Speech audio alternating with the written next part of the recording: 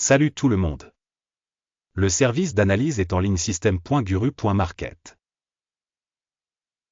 Commençons par les données récapitulatives de l'entreprise.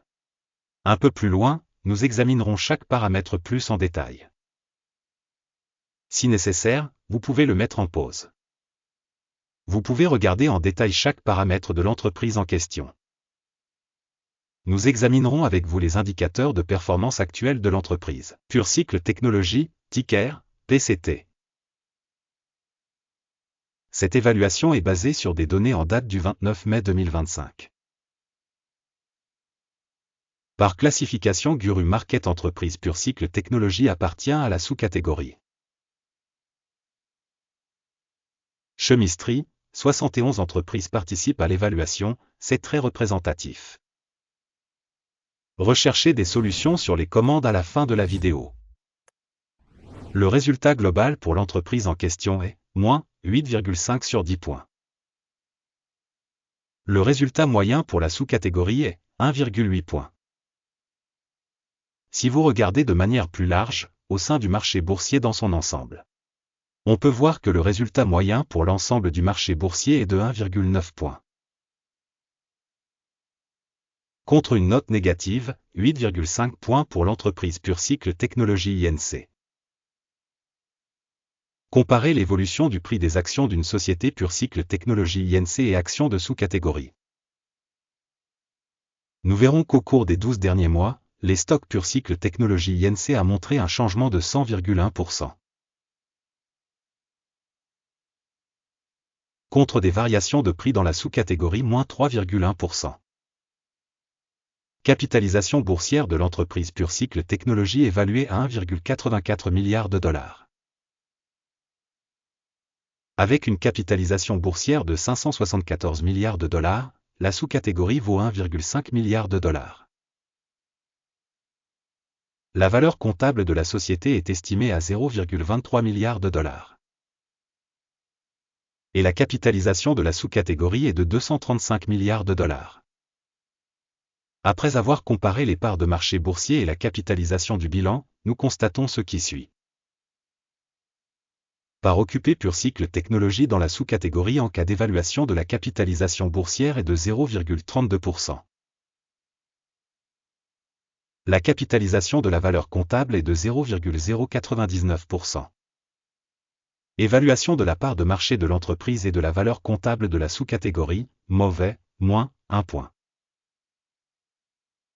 La société étudiée a des obligations de dette de 0,408 milliards de dollars. Le ratio dette-valeur comptable est de 175% des capitaux propres. Notation de la dette de l'entreprise, mauvaise, moins 1 point. Le ratio cours de l'action bénéfice de la société est de 0. La moyenne pour la sous-catégorie est de 72,5.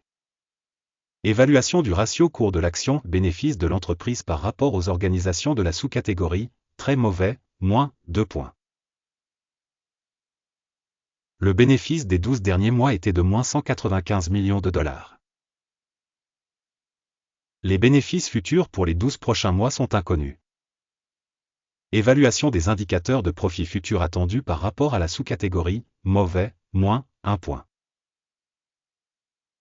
Le ratio cours-chiffre d'affaires de la société est de 1226,9. La moyenne dans la sous-catégorie est de 1,6. Évaluation des ratios valeur marchande chiffre d'affaires en comparaison avec les indicateurs de sous-catégorie, mauvais, moins 1 point. Le chiffre d'affaires des 12 derniers mois était de 0 millions de dollars. Les revenus futurs pour les 12 prochains mois sont inconnus. Évaluation de l'indicateur des volumes de vente futurs projetés par rapport aux indicateurs de la sous-catégorie, mauvais, moins 1 point. La marginalité est de moins 12 311,8%, avec une moyenne de 2,3% dans la sous-catégorie. Évaluation de la marge de vente par rapport aux indicateurs des entreprises de la sous-catégorie, passable, moins 0,5 points. La part de l'entreprise en termes de nombre de personnel dans la sous-catégorie est de 0,027%.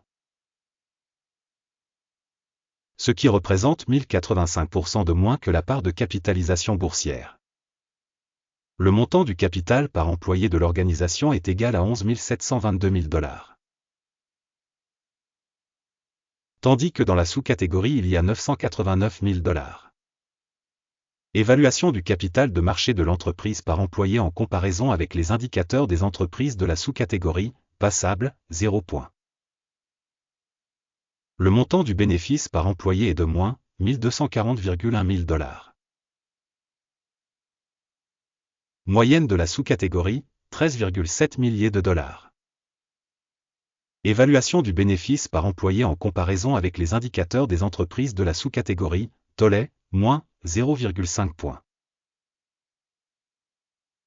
La part des revenus par employé de l'organisation est de 10 000 $. Dans la sous-catégorie il y a 603 000 $. Évaluation du chiffre d'affaires par employé individuel en comparaison avec les indicateurs des entreprises de la sous-catégorie, tollé, moins 0,5 points. Les actions à vendre représentent 30,8%, contre une moyenne de 2,8% pour la sous-catégorie. Indicateur RSI 14 montre un niveau de 70% pour l'entreprise PureCycle Technologies. Alors que dans la sous-catégorie ce niveau est de 53%. La valorisation réelle des actions de la société est d'environ 10,26 $. L'estimation consensuelle du prix des actions de la société est d'environ 12,21 $. Regardons le tableau des commandes, il est à votre disposition, le lien vers celui-ci se trouve dans le commentaire épinglé.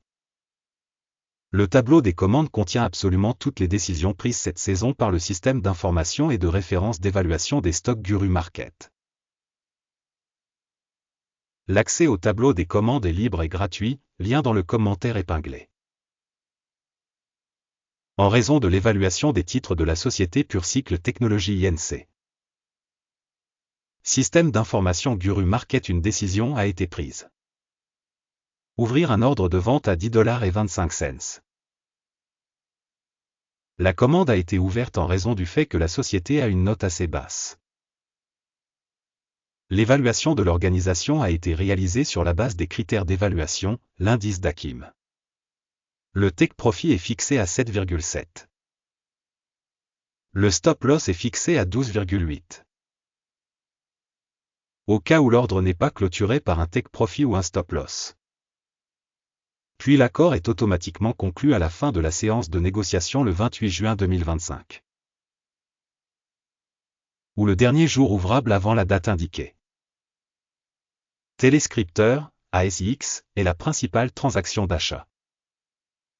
La vidéo de l'accord principal a déjà été publiée sur cette chaîne. En cas de clôture d'un des ordres, l'ordre principal ou d'équilibrage.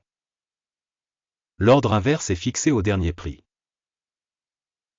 Merci beaucoup au public d'avoir regardé cette vidéo et d'avoir utilisé le système d'information Guru Market.